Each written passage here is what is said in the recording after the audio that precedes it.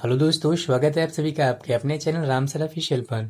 आज हम बात करेंगे भारतीय संविधान इंडियन कॉन्स्टिट्यूशन के भाग 1 में वर्णित संघ और उसके राज्य क्षेत्र यूनियन एंड इट्स टेरिटरी के विषय में, जिसमें हम भारतीय संविधान के प्रारंभिक प्रावधान अर्थात अनुच्छेद 1 से 4 के बीच में वर्णित भारत की भौगोलिक, राजनीतिक व कानूनी स्थिति को जिसमें स्पष्ट किया गया है पर चर्चा करेंगे।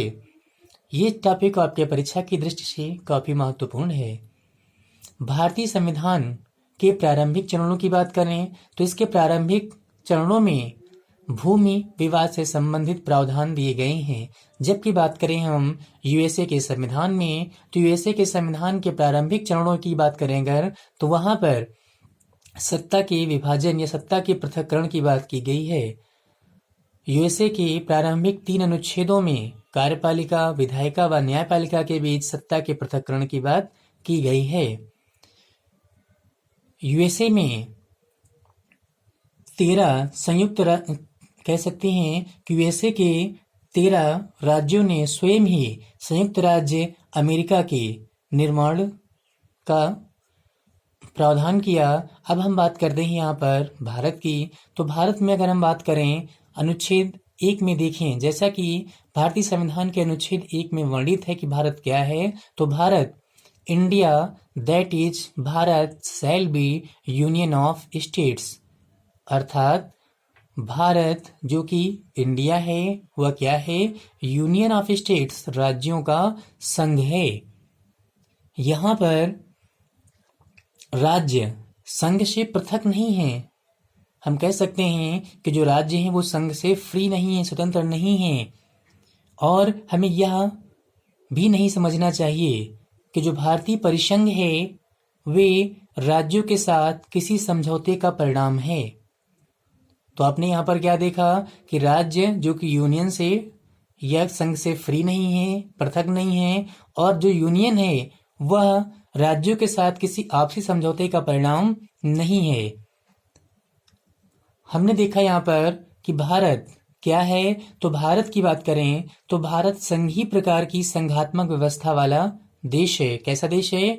संघीय प्रकार की संघात्मक व्यवस्था वाला देश है। ये प्रश्न कई बार एग्जाम में आपके आ चुका है, तो याद रखिएगा। बच्चे कई बार कंफ्यूज होते हैं। तो भारत संघीय प्रकार की संघात्मक व्यवस्था वाला देश है। यहाँ पर यूनियन शब्द का प्रयोग हुआ है, ध्यान दीजिएगा। किसका हुआ है? यहाँ पर यूनियन शब्द का प्रयोग हुआ है, फेडरेशन का नहीं।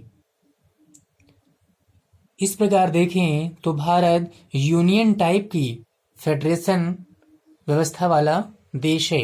हम बात कर लेते हैं फेडरल गवर्नमेंट की। तो फेडरल गवर्नमेंट कितने प्रकार की होती हैं? तो ये 3 प्रकार की होती हैं।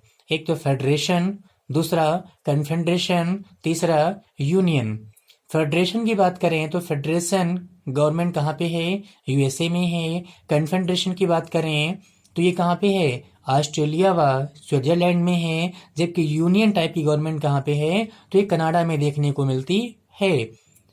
तो हमने क्या देखा भारत में कैसी है? भारत में भी यूनियन टाइप की गवर्नमेंट है, अर्थात ये कहाँ से ओतप्रोत है? तो ये कनाडा से ओतप्रोत है। जैसे कनाडा में यूनियन टाइप की गवर्नमेंट देखने को मिलती है, वैसे ही भारत में भी क्या है? यूनियन टाइप की गवर्नमेंट है, अर्थात जो भारतीय व्यवस्था है वह संघीय प्रकार की संघात्मक व्यवस्था है। अब हम बात कर लेते हैं यहाँ पर हैं एक प्रश्न की। तो जैसा कि आप जानते हैं ये प्रश्न कई बार एग्जाम में पूछा भी जा चुका है। क्या भारतीय संविधान में संघीय शब्द का वर्णन है? तो इसका जवाब क्या होगा? नहीं, भारतीय संविधान में संघीय शब्द का कोई भी वर्णन नहीं है। अब हम बढ़ते हैं अगले आर्टिकल की तरफ। अगला आर्टिकल आपका जो कि 2 है, इसमें दिया गया है नए राज्यों का प्रवेश या स्थापना। तो यहाँ पर ध्यान देने योग्य बात है कि अनुच्छेद 2 संसद को यह शक्ति देता है कि वह संघ में नए राज्यों के प्रवेश व स्थापना करने के लिए विधि बनाए। किसको शक्ति देता है अनुच्छेद 2? संसद को अर्थात पार्लियामेंट को शक्ति देता है कि वह संघ में नए राज्यों के प्रवेश या स्थापना के लिए क्या बनाए? विधि या कानून बनाए। यहां पर भी हम एक प्रश्न देख लेते हैं जो आपके एग्जाम के लिए काफी महत्वपूर्ण है।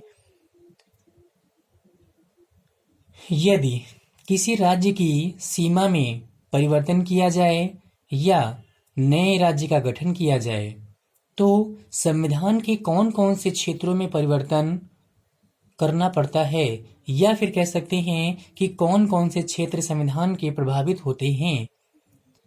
तो इसका आंसर क्या होगा? इसका आंसर होगा संविधान का भाग 1, जिसमें कि आप अनुच्छेद 1 का वर्णन कर सकते हैं। उसके बाद हम देखें तो फर्स्ट शेड्यूल पहली अनुसूची व फोर्थ शेड्यूल चौथी अनुसूची। तो पहली अनुसूची में किसका वर्णन किया गया है? इसमें भारत के राज्यों व उसके क्षेत्र के विषय में वर्णन किया गया है। किसमें? पहली अनुसूची में भारत के राज्य व उसके क्षेत्रों के विषय में वर्णन किया गया है। जबकि बात करें चौथी अनुसूची या फोर्थ शेड्यूल की, तो इसमें राज्यसभा में सीटों का आवंटन की बात की गई है। तो यहाँ पर आप देख सकते हैं कि किसी भी क्षेत्र में हम क्या करें, यदि उसकी सीमा में परिवर्तन करें या नए राज्य का गठन करें तो सिंपल सी बात है, जो राज्यसभा में सांसद सदस्य होते हैं क्या होगा? उनकी सीटों में परिवर्तन होना स्वाभाविक है। अब हम बढ़ते हैं अगले आर्टिकल की तरफ। तो अगला आर्टिकल हमारा क्या कहता है? संविधान का आर्टिकल 3, इसके अनुसार अगर बात करें हम तो संसद साधारण बहुमत से किसी नए राज्य का गठन, किसी वर्तमान राज्य के क्षेत्र या सीमा नाम में परिवर्तन कर सकती है। इसके अलावा अगर बात करें हम तो ये करने के लिए जो विधेयक पारित होता है उस विधेयक को सबसे पहले कहाँ भेजा जाता है? तो उस विधेयक को सबसे पहले राष्ट्रपति की सिफारिश के लिए भेजा जाता है। ध्यान दीजिएगा, संसद पटल पर रखने से पहले विधेयक को राष्ट्रपति की सिफारिश के लिए भेजा जाता है। जब राष्ट्रपति की सिफारिश मिल जाती है तो उसके बाद उसे संसद के पटल पर रखा जाता है, अन्यथा उसे संसद पटल पर नहीं रखा जाता है, मतलब ऐसा विधेयक मान्य नहीं होता है। अब बात करें यहाँ पर हम, यदि किसी राज्य के क्षेत्र, सीमा या नाम में परिवर्तन से संबंधित विधेयक है, कैसा है? यदि किसी राज्य के क्षेत्र, नाम व सीमा से संबंधित हमारा विधेयक है तो उसे राष्ट्रपति क्या करेगा? उस राज्य की विधानमंडल के पास अपनी राय देने के लिए भेजेगा। सिंपल सी बात याद रखिएगा आप लोग कि जो राष्ट्रपति है उस विधेयक को उस संबंधित राज्य की विधानमंडल को उनकी राय देने के लिए भेजेगा।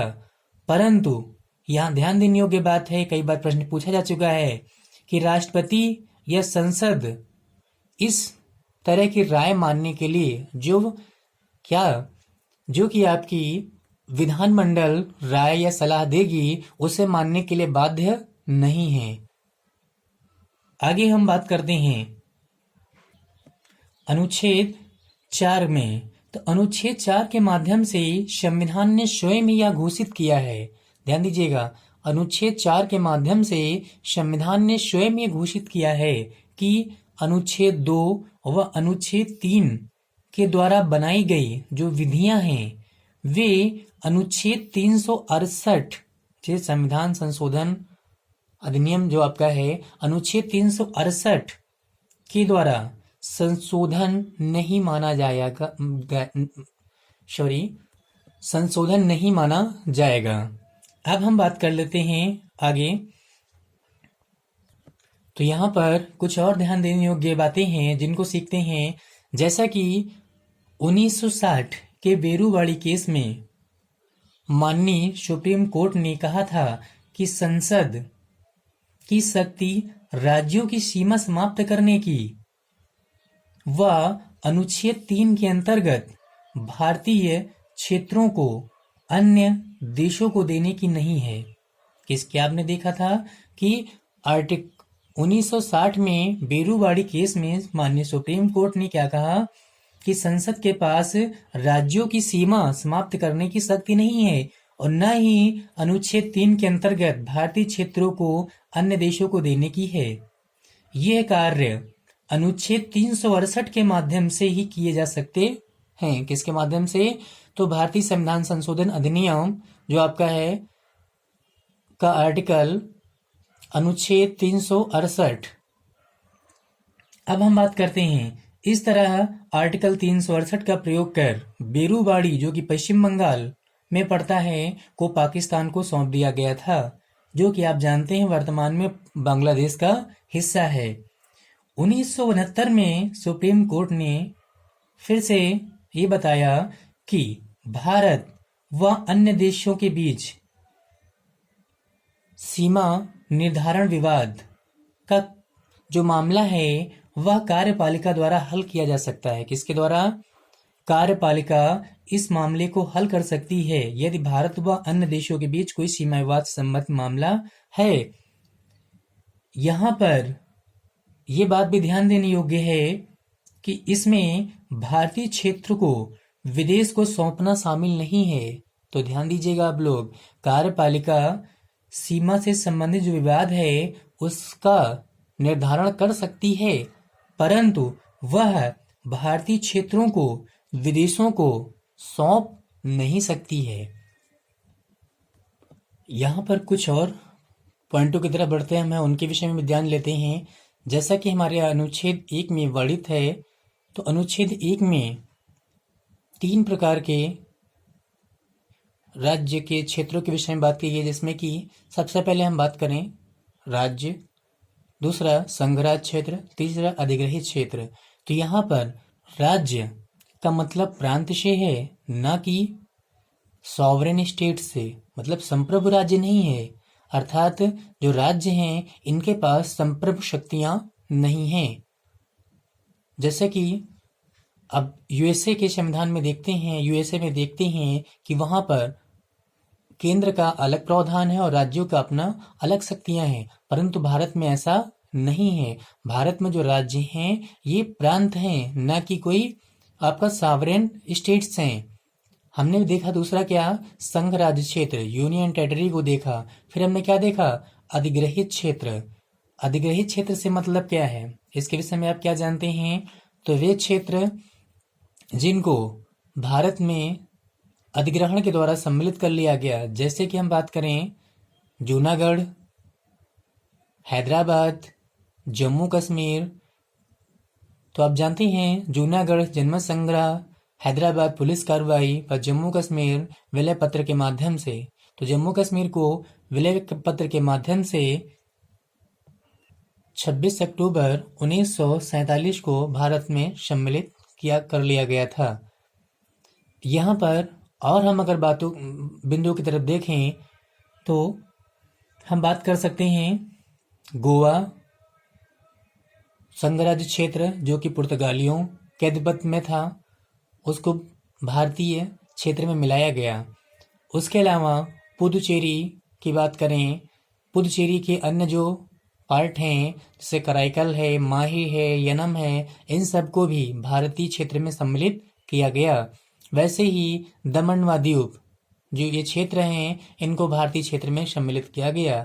जम्मू कश्मीर का विवाद आप जानते हैं काफ़ी समय से ये चर्चा में रहा है, परंतु आपने देखा अभी 31 अक्टूबर 2019 को जम्मू कश्मीर का जो विवाद चल रहा था उसको समाप्त कर दिया गया, और समाप्त करने के बाद इसको 2 यूनियन टेरिटरी मतलब 2 संघ राज्य क्षेत्रों में विभक्त कर दिया गया, जम्मू व लद्दाख में। तो अब बात करते हैं कि भारत में वर्तमान में अधिग्रहित क्षेत्र नहीं देखने को मिलते हैं। तो भारत में अब 2 तरह की व्यवस्थाएं देखने को मिलती हैं। कैसी? एक तो राज्य, दूसरा संघराज्य क्षेत्र। जैसा कि आप पढ़ते हैं बुक्स में, नॉर्मल ज्योग्राफी में आप पढ़ते हैं कि भारत में कितने राज्य हैं। तो वर्तमान में आप जानते हैं जैसे कि भारत में 28 राज्य व 8 संघ शासित प्रदेश हैं। अब इस आर्टिकल से संबंधित कुछ प्रश्न जिनका आप कमेंट करके आंसर देंगे। तो जैसे कि पहला प्रश्न आपसे है कि भारत के राज्य क्षेत्र में कौन कौन से क्षेत्र आते हैं, कमेंट बॉक्स में आप आंसर दीजिएगा। दूसरा क्वेश्चन है नवे संविधान संशोधन के द्वारा भारत के किस राज्य क्षेत्र को, भारत का कौन सा क्षेत्र है जिसे पाकिस्तान को सौंपा गया। अगला क्वेश्चन आपके लिए है, किसी राज्य के क्षेत्र, नाम या सीमा में परिवर्तन करने वाला विधेयक किसकी सिफारिश पर संसद में प्रस्तुत किया जा सकता है या जाता है। अगला क्वेश्चन आपके पास है, किसी राज्य के नाम, सीमा या क्षेत्र में परिवर्तन करने वाले विधेयक को राष्ट्रपति किसकी राय लेने के लिए प्रेषित करता है। नेक्स्ट क्वेश्चन आपका है कि राज्य, भारत के राज्य और उसके क्षेत्रों के विषय में संविधान के किस शेड्यूल या किस अनुसूची में वर्णन किया गया है। अगला क्वेश्चन, भारत की चौथी अनुसूची में किसका वर्णन किया गया है। ये कुछ प्रश्न हैं जिनका आप कमेंट करके आंसर देंगे। आज की क्लास में इतना ही, तब तक के लिए अगली क्लास में फिर मिलेंगे। तब तक के लिए धन्यवाद। यदि वीडियो पसंद आए तो उसे लाइक करें, कमेंट करें व वीडियो को अपने दोस्तों को शेयर करें।